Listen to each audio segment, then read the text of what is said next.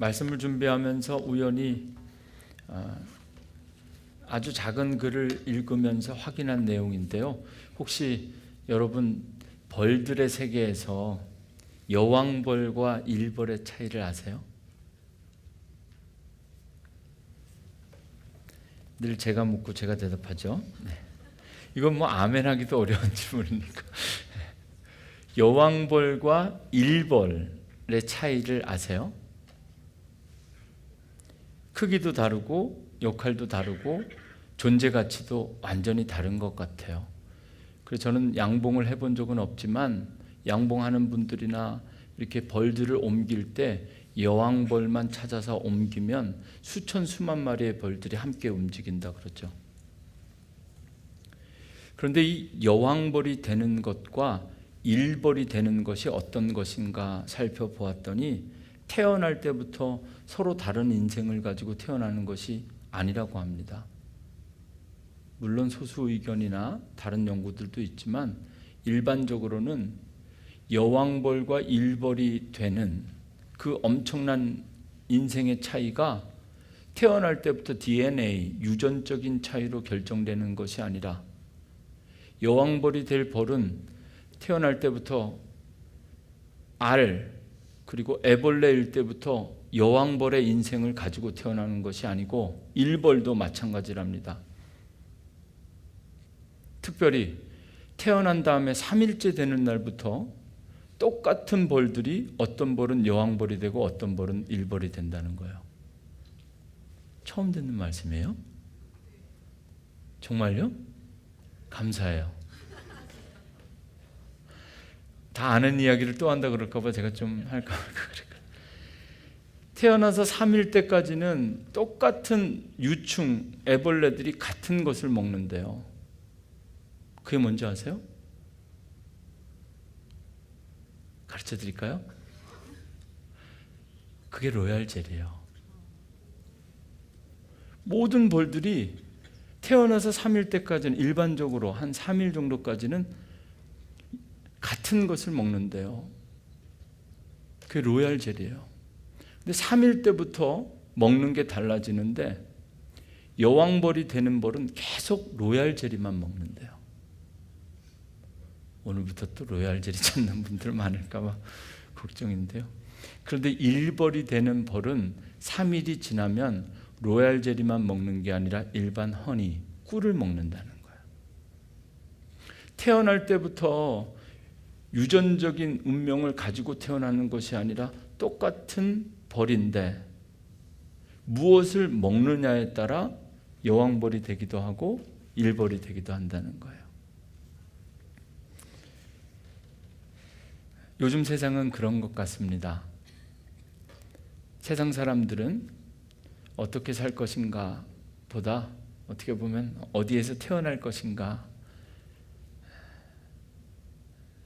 재산과 물질뿐만 아니라 가난과 고통도 어떻게 보면 대물림되는 것 같은 세상 속에서 살면서 어느 가정에서 어느 부모 밑에서 어떻게 태어나는가 중요한 것 같지만 하나님을 예배하는 우리들은 좀 달라야 되지 않겠는가? 그리고 말씀을 준비하면서 이 말씀이 정말 소중하구나,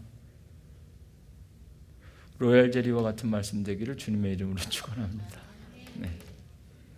그리스도인들은 말씀을 먹고 사는 거죠.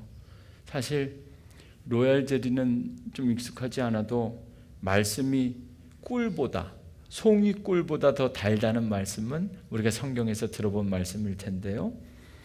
오늘 시편 23편의 말씀을 읽었는데 시편 19편 7절부터 10절에 이런 말씀이 있습니다.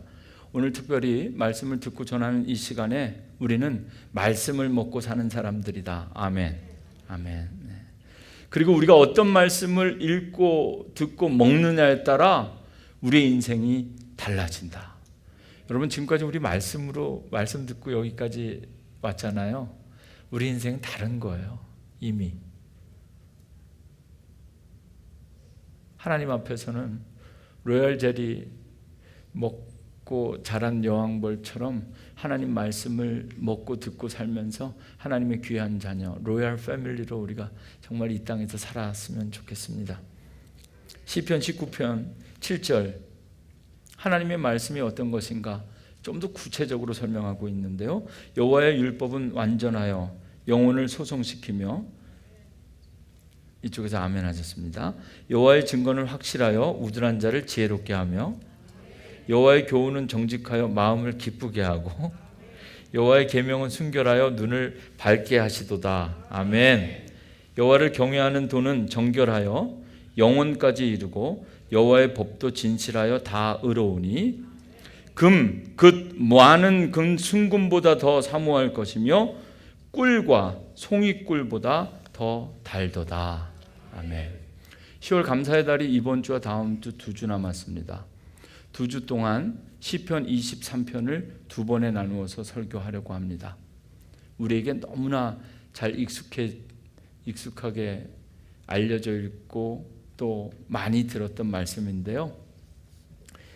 그냥 시편의 수많은 말씀 가운데서도 이 시편 23편은 정말 로얄 젤리 같은 말씀인 것 같아서, 감사의 달, 우리에게 남아있는 말씀을 전하고 들을 수 있는 이 2주간 시편 23편, 아주 쉽고 아주 귀하고 그리고 우리에게 아주 익숙한 말씀을 통해서 정말 우리가 하나님 앞에 감사할 수 있는 감사의 조건들을 함께 살피고 은혜 받았으면 좋겠어요. 오늘 설교 제목은 내게 부족함이 없으리로다, 이렇게 제목을 정하였습니다. 다윗의 고백이며 이 제목은 성경 말씀인데 시편 23편 1절에 나오는 말씀이에요. 시편 23편은 오늘 이미 읽어주셨지만 1절부터 6절까지 말씀인데 아마 외우시는 분들도 있을 거예요. 오늘은 1절부터 3절, 그 가운데서도 정말 시편 23편 1절 말씀 하나 가지고 하나님께서 우리에게 주신 은혜를 함께 나누고자 합니다. 1절 말씀만 우리 다시 한번 읽어볼까요? 시작.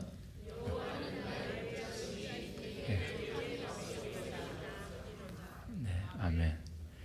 지금 우리 예배당에 프로젝트 2개 중에 하나가 고장나서요, 사실 이쪽에 계신 분들은 지금 잘못 앉으신 거예요. 잘 안 보이시잖아요, 그렇죠? 그래서 11월 12일까지 이렇게 원형으로 예배 드릴 텐데요, 이 자리를 분양합니다. 이 자리가 로얄 자리거든요. 여기 앉으시면 화면이 잘 보이니까요, 다음 주에는 좀 일찍 오시면 먼저 오시는 분들이 이쪽에서부터 앉으시고 늘 성가되는 요 자리에 앉아주시면 좋겠어요. 우리 화면으로 보면서 오늘 1절 말씀을 먼저, 이미 다 아는 말씀이지만 오늘 제가 전하고자 하는 말씀의 주제에 따라 한번 함께 이해해 주셨으면 좋겠어요. 여호와는 나의 목자시니 내게 부족함이 없으리로다. 저는 이 시편 23편 특별히 1절을 읽을 때마다 이것은 다윗이 하나님 앞에 고백하는 감사다, 저는 이렇게 믿습니다. 그러니까 제 마음으로, 제 눈으로, 제 믿음으로 읽으면 다윗이 하나님 감사합니다, 여호와 하나님이 내 목자가 돼 주시니까 내게 부족함이 없습니다. 우리가 하나님 앞에 감사하지 못하는 이유가 뭘까요? 여러분, 지금 여러분들이 다니는 교회 감사해요? 끄떡 껴줘서 고마워요. 어른들은 다 아멘 하는데 혼자서 이렇게.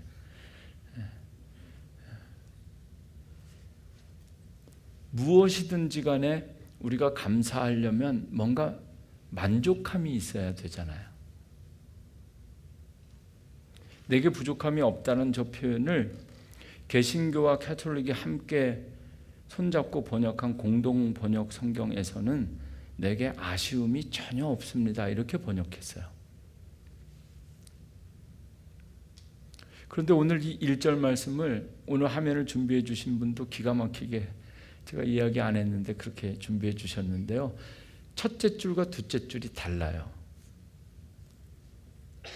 첫째 줄이 뭐냐면 신앙 고백이에요. 누구의 신앙 고백이에요? 다윗의 신앙 고백이에요. 둘째 줄은 뭐예요? 둘째 줄은 뭐예요? 간증이에요.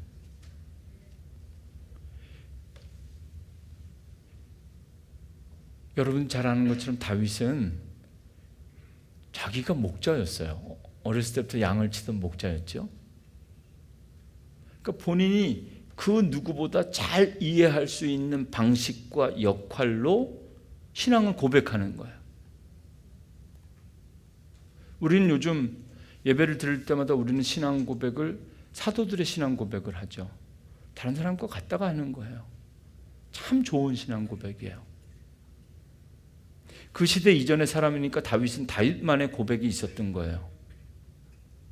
이걸 좀 더 구체적으로 전문화하고 하면 이게 신학이고 이게 교리일 텐데, 다윗은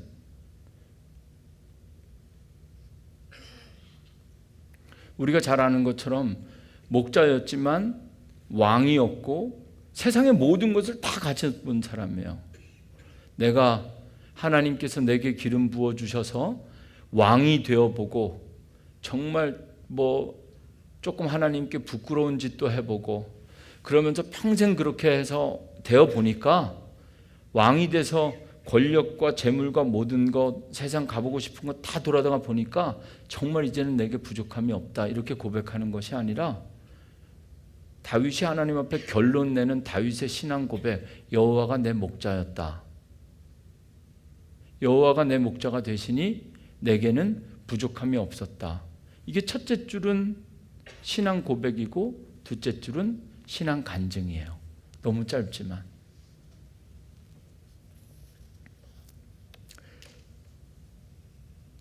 다윗, 그리고 그 다윗이 고백하고 있는 시편 23편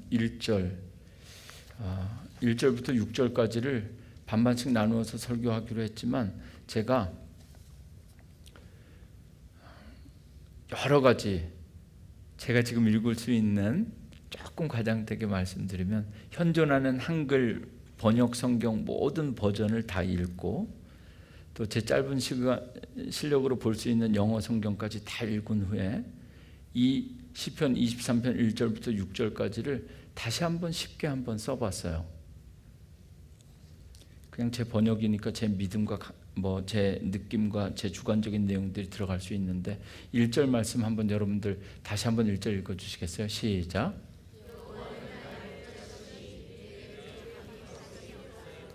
쉽게 얘기하면 이런 겁니다. 여호와 하나님으로 나의 목자를 삼았더니 내게는 부족한 게 하나도 없더라.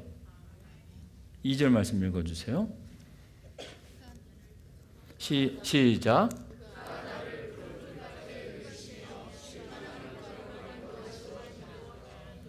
푸른 초장은 아마도 풍성한 은혜일 것이고 쉴만한 물가는 평안과 안식이라 생각됩니다. 나의 목자가 나를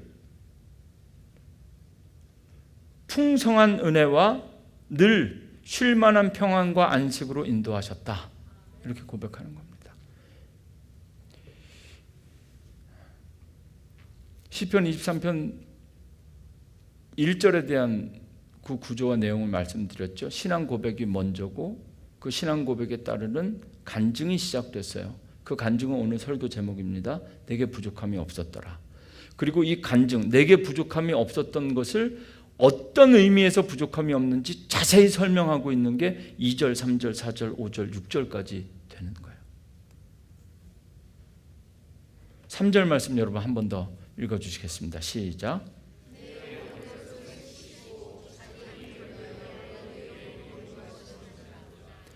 영혼을 소생시켰다는 것은 새 힘을 주신 것이고, 그리고 의의 길은 가장 좋은 길을 의미합니다. 번역하면 이렇습니다. 내가 지칠 때마다 내게 새 힘을 주시고 당신의 이름을 위하여 항상 좋은 길로만 인도하셨다, 이렇게 고백하는 겁니다.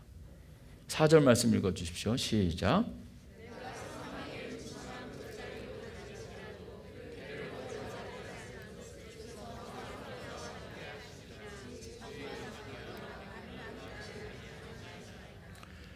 특별히 지금 오늘도 예배하면서도 마치 사망의 음침한 골짜기를 지나가는 것처럼 마음이 불편한 분들은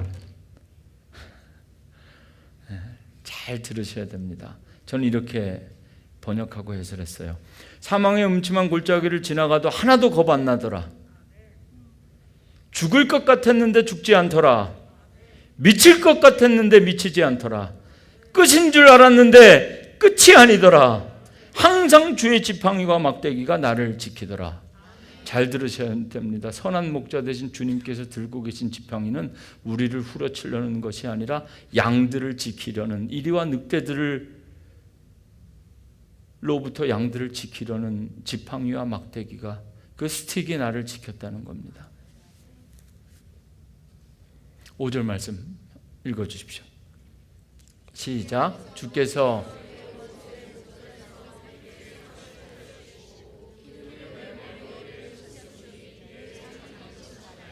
아멘. 저 상은 리워드 선물이 아니라 그냥 말 그대로 밥상입니다. 머리에 기름을 부으고 발랐다는 건 귀한 대접, 손님 대접했다는 겁니다. 다들 나를 잡아 죽이려고 달려들어도 밥만 잘 먹더라, 이런 이야기입니다. 사실 모래를 씹는 것 같고 아무리 맛있는 거 있어도 안 넘어갈 때 있잖아요. 다윗이 뭘 못 먹어봤겠습니까? 그렇죠? 근데 사울에게 쫓길 때도 그래도 여호와가 내 목자시니 원수들이 다 코앞에 와 있는데도 밥상을 딱 차려주셔서 내가 밥만 잘 먹더라. 원수들 앞에서 보란듯이 나에게 잔치를 베풀어 주시고 내 머리에 기름을 발라 나를 이렇게 귀한 손님처럼 대접해 주시니 내 잔의 기름, 기쁨이 언제나 차고 넘치더라. 이렇게 고백하는 겁니다. 우리 마지막 6절 읽겠습니다. 시작.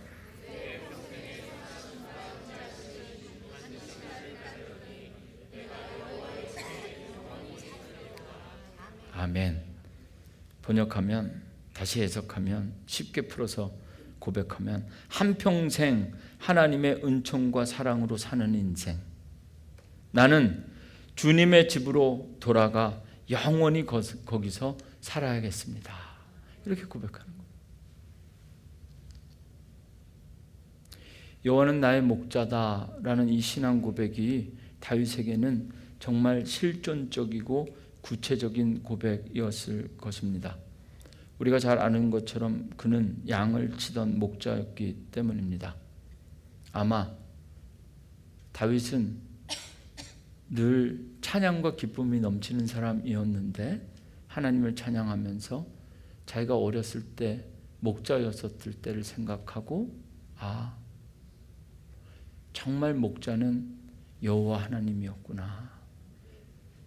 그때가 내가 제일 안전하고 행복했고 다 지나고 나니까 여호와가 내게 목자 되시니 정말 나에게는 아쉬운 게 하나도 없었더라.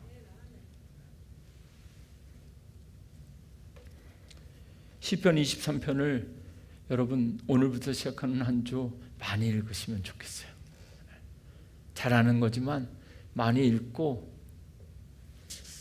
오늘 저녁에 유튜브에서 시편 23편 찾으면 성령께서 유튜브 알고리즘으로 역사하셔서 시편 23편만 계속 나올 거예요. 네. 너무 멀리 가지 마시고 그 안에서만 푸른 초장도 찾으시고 쉴만한 물가도 찾으시고, 그리고 저보다 더 이 말씀을 더 잘 설명하는 목사님들도 많아요. 들으셔도 됩니다. 많이 들으시고 여러분 이 말씀 붙잡고 기도하시고, 그리고 나도 사도들의 신앙 고백 말고 다윗의 신앙 고백 말고 내 신앙 고백, 여호와는 나에게 누구이지?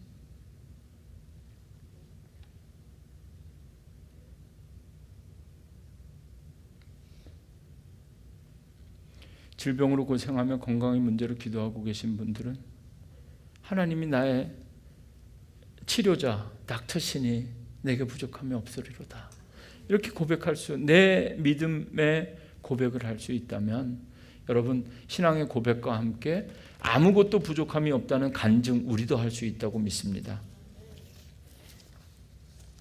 다시 한번 1절 말씀 가지고 이번에는 조금 더 한 걸음 더 나아가서 여호와가 나의 목자시니, 여러분 이것을 똑같은 내용인데 다르게 번역해 봤어요. 여호와는 나의 목자시니, 저게 무슨 말일까요? 나는 주의 양이라는 말이에요. 그러니까 하나님 앞에 다윗이 여호와는 나의 목자다라고 고백하는 그 신앙 고백은 다시 번역하면 나는 주의 양입니다라는 고백이에요. 하나님이 믿고 하나님을 예배하고 평생 믿음으로 살면서 우리는 조금씩 하나님을 알아가게 되는데요. 신앙생활은 그런 것 같아요. 하나님만 알아가는 것이 아니라 하나님을 알아가면 알아갈수록 하나님 앞에 서 있는 나도 알게 되죠. 내가 어떤 사람인지. 당연한 겁니다. 그러니까 다윗은 여호와가 나의 목자시니 나는 어린 양이다라는 것을 깨닫고 고백할 수 있게 된 거예요.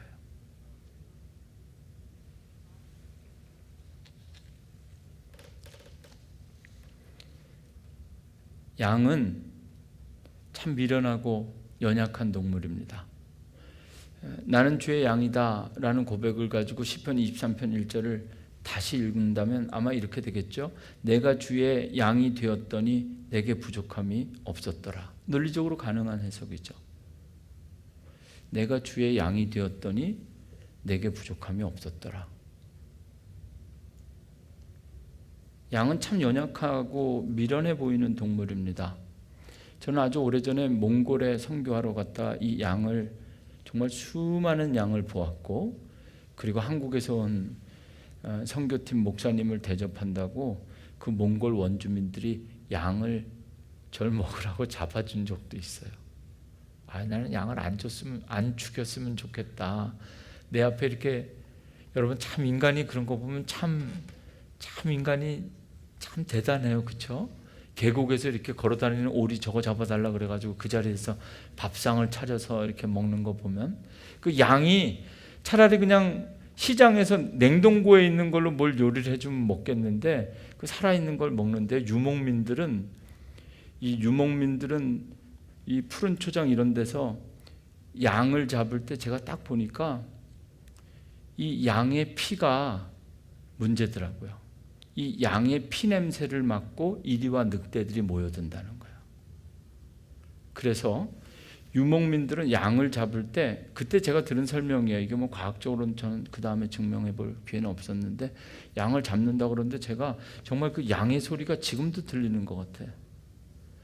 어린 양의 소리가, 우는 소리가 그렇구나 하는데요. 아주 짧게 울음소리가 끝나더라고. 그 몽골 분들이 저한테 말씀하시기를, 포유동물이라 양을 잡아서 보면 사람과 골격 구조가 딱 똑같아서 이렇게 잡을 때 어떻게 잡아서 피가 막 나오게 하면 동물들이 몰려드니까 말이죠.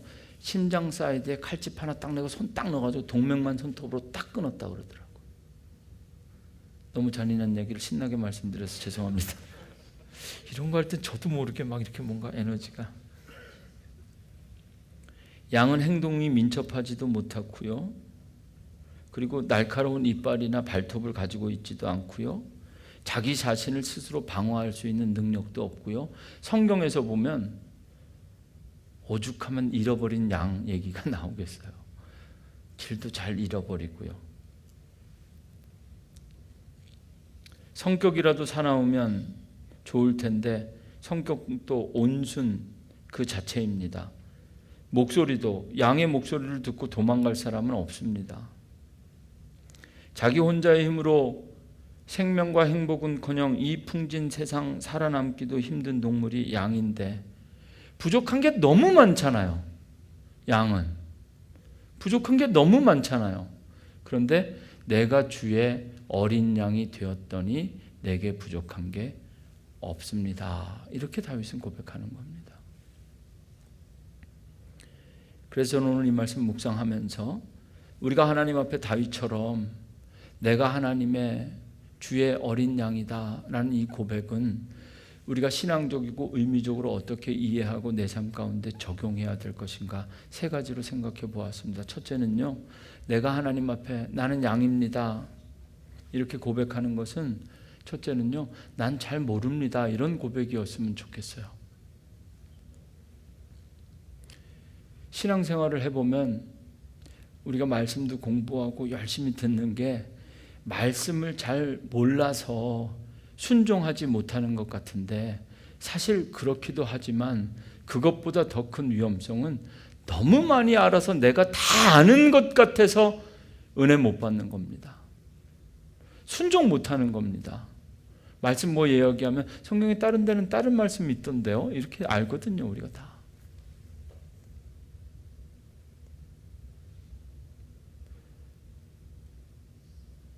몰라서 순종하지 못하는 것이 아니라 너무 잘 알아서. 그래서 나는 양입니다. 다윗처럼 내게 부족함이 없다라고 고백하려면 나는 양입니다. 나는 아무것도 모릅니다. 하나님 앞에서 자꾸 아는 척 하시면 안 됩니다. 절대로 안 됩니다. 다른 건 몰라도 여러분 지금 이 순간에 여러분 자신은 여러분이 가장 잘 안다고 생각하시죠? 그것도 아닙니다. 다윗이 고백하는 나는 양입니다는 나도 날 잘 모른다, 이런 고백입니다. 그래서 나에게 목자가 필요하고 나보다 나를 더 잘 아시는 분, 그분은 하나님이시다. 여러분 지금 여러분들 마음속에 감정도 있고 계획도 있고 느낌도 있고 다 있죠. 계획 가지고 사시죠. 가정의 계획들이 있으시죠. 어렵게 생각할 필요 없습니다. 지난 2개월, 3개월 우리 교회 안에서 성도들의 가정과 삶에서 이루어지는 일들만 보아도, 지금 세계에서 일어나고 있는 일들만 보아도 한 치 앞도 내다볼 수 없는, 우리가 아는 게 뭐 있습니까? 우리는 아무것도 모릅니다. 그래서 나는 양입니다, 이렇게 고백할 수 있는 겁니다. 두 번째, 내가 양이라고 고백하는 것은 여러분 나의 생명이 하나님께 달려있다는 고백입니다. 구체적으로 하면 죽으면 죽으리라, 이 고백이 바로 나는 양이라는 고백입니다. 여호와는 나의 목자시니 내게 부족함이 없었다. 양과 같이 연약한 존재 늘 주님께서 지키시고 인도하시고 생명의 길로, 좋은 길로 인도하셨다라는 고백일 수도 있지만 저는 한 단계 더 나아갔으면 좋겠어요. 나는 양입니다 라는 고백은 목자 되신 주님께서 나를 항상 지키시고 보호하시고 인도하셔서 살게 하실 수도 있지만 주신 분도 하나님이시오, 거두시는 분도 하나님이시니 하나님이 마음만 먹으면 내 생명 걷어갈 수도 있다는 신앙 고백이 바로 나는 양입니다 라는 고백입니다. 모든 생명이 하나님께 있음을 고백해야 됩니다. 그래야 부족함이 없습니다. 건강의 문제, 질병의 문제로부터 부족함이 없고 이 땅에서 영원히 살 것 같지만 진짜 영원한 생명이 따로 있다는 것을 고백하는 것, 그 바로 나는 양입니다 라는 고백이 될 것입니다. 세 번째로 나는 양입니다 라는 고백은 철저하게 신앙적인 고백입니다. 나는 죄인이라는 고백입니다. 축복을 누리는 것보다 중요한 것이, 여러분 축복을 누리는 것보다 중요한 것이 죄의 문제를 먼저 해결하는 겁니다. 여러분 이렇게 건강의 문제, 마음속에 답답한 문제, 두려운 문제, 이런 거 아무것도 아닙니다. 정말 중요한 건 죄의 문제입니다. 죄의 종로로 타던 우리 안에 죄의 쓴뿌리를 끊어버리는 것, 그 고백이 바로 나는 어린 양입니다. 우리는 하나님을 이용하는 사람들이 아니라 하나님께 이용당하는 사람들입니다. 이것을 시편을 노래하는 다윗에게 적용된 말씀으로 표현하면 다윗은 하나님의 마음에 합한 자라. 하나님의 마음에 합했다는 것은 하나님께서 마음껏 이용했다는 겁니다. 하나님께서 마음껏 사용하시는 사람, 하나님은 오늘도 깨끗하고 거룩한 양들을 사용하십니다. 당연히 주님은 나의 목자가 되시고 나는 늘 양으로 살아온 것 같지만 어쩌면 양의 탈을 쓴 늑대가 아니었는가. 여전히 내가 나를 제일 잘 알고 난 다 알고 말씀도 다 알고 교회도 다 알고 설교도 본문만 보니까 다 아시겠죠. 내일 내가 무슨 일이 나에게 일어날지 다 알고 내 뜻대로 될 것 같은 이런 삶 가운데 내가 컨트롤할 수 있는 내 삶 가운데, 그것이 물질이든 능력이든 권력이든 그 가운데서 만족함과 부족함이 없는 삶이 나오는 것이 아니라 나는 아무것도 모르는 어린 양입니다 라는 이 고백이 하나님을 향해 여호와가 나의 목자입니다 라는 고백으로 나타나게 될 때 저와 여러분들의 삶 속에 부족함이 없는 감사의 삶이 충만하게 고백되어질 줄로 믿습니다. 오늘 설교 말씀 마치면서 오늘 시편 23편과 함께 읽으면 정말 좋은 귀한 말씀을 소개하면서 마치려고 합니다. 요한복음 10장 11절부터 15절까지 말씀 제가 봉독합니다. 예수님의 말씀입니다. 요한복음 10장 11절. 나는 선한 목자라. 선한 목자는 양들을 위하여 목숨을 버리거니와. 12절. 삭구는 목자가 아니요 양도 제 양이 아니라. 이리가 오는 것을 보면 양을 버리고 달아나나니 이리가 양을 물어가고 또 해치느니라. 달아나는 것은 그가 삭군인 까닭에 양을 돌보지 아니함이나. 14절. 나는 선한 목자라. 나는 선한 목자라. 나는 내 양을 알고 양도 나를 아는 것이 아버지께서 나를 아시고 내가 아버지를 아는 것 같으니 나는 양을 위하여 목숨을 버리노라. 부족함이 없는 삶, 아쉬울 것이 없는 인생을 살아야 합니다. 더 많은 것을 소유하거나 경험해야 가능한 삶이 아니라 가질 것을 다 가져보고 누릴 것을 다 누려본 다윗의 고백이 우리에게도 소중한 이유입니다. 다 필요 없습니다. 다 필요 없습니다. 하나님께서 부르실 마지막까지, 그날까지 이 땅에 우리의 생명과 호흡이 살아있는 날까지 우리에게 부족함이 없는 감사의 삶을 살기 위한 오직 한 가지 조건, 여호와가 나의 목자다. 나는 그의 어린 양이다. 어린이라는 말은 제가 넣습니다. 나는 그의 어린 양입니다. 양도 양 나름인 것 같아서 이왕이면 어린 양이 되었으면 좋겠습니다. 우리들의 삶에 부족함이 없는 감사로 충만한 삶의 비결은 시편 23편 1절 말씀 다윗의 고백에서 찾아보았고, 오늘 하나님께서 이 말씀을 묵상하며 제게 주신 은혜와 감동을 함께 나눌 수 있어서 너무 감사합니다. 여러분, 여호와가 나의 목자시니 부족함이 없었다. 정말 우리 인생 가운데 감사할 수 있는 첫 번째 조건은 하나님이 나의 목자가 되는 것. 아무리 생각하고 기도하고 묵상해도 이것 말고 다른 방법이 없는 것 같아요. 혹시 더 좋은 비결이 있으면 예배 끝나고 나서 말씀해 주시면 제가 한번 듣겠습니다. 여호와는 나의 목자시니 내게 부족함이 없으리로다. 지금부터 시작하는 한 주 주님 앞에, 정말 목자 되신 주님 앞에 주님만 온전히 따라가는 저와 여러분 되기를 원합니다.